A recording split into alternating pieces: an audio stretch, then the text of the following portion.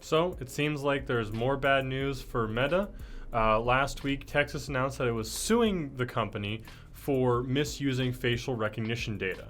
That's what we're going to be getting into on today's episode of the BB&J podcast. I'm your host, John Lint, and let's get right into it. So for context, the specific things that Texas legislators claimed Meta was violating was the CUBI, which is the Texas Business and Commerce Code, as well as the DTPA, which is the Business and Commerce Code, Chapter 17. Both of these are related to deceptive or unlawful acts and practices related to trade and commerce, kind of those broad regulations that allow lawmakers to go after specific breaches, allow the Justice Departments to go after specific breaches in data privacy and all that. So the thing that they were that the Texas was specifically calling out with Meta was Facebook's usage of facial recognition software. If you've been reading the news these past few years, this is something that kind of comes up across the world for different people for different reasons. But the biggest thing is that people don't want platforms, governments, whatever, using facial recognition on them, especially without their consent. So in this context, normally you see the references to people going after the government for using it, but in this case, it's the government going after a specific company. I'm sure that most of us are familiar with the facial tagging. A lot of times you'll have the picture and it'll say, give you the options to tag people. Well, this entire time, Facebook and the Meta company has been using those user tagged photos to build facial profiles of its users. To what end? I think that is probably the concern here, right? Facial recognition software is something that comes up a lot in the news because it's something that is of concern, right? People are concerned with how it's used, with how it is able to track people, especially with how common modern cameras, recording equipment are. It's that core concept of people don't want the government tracking them, right?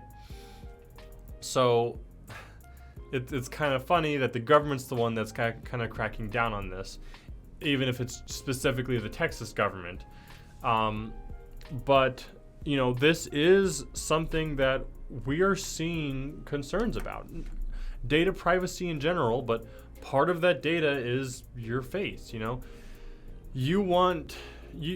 want to have, regardless of your views, having a facial profile that's constructed without your consent or knowledge seems concerning.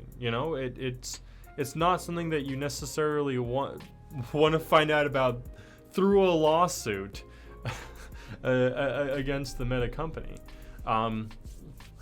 We've been talking a lot about a lot of these big companies of recent weeks, even, or months, being hit with these data strikes, right?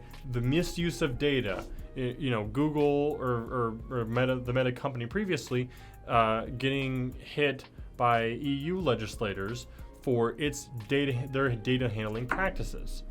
So what I'll say is, especially based on the track record of this year so far, I think you can reasonably expect a lot more of these data privacy, data concerns going on.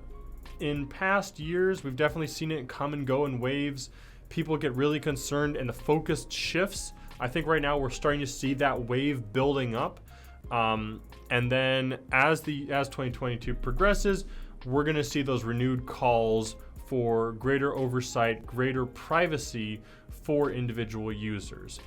How exactly that'll shake out?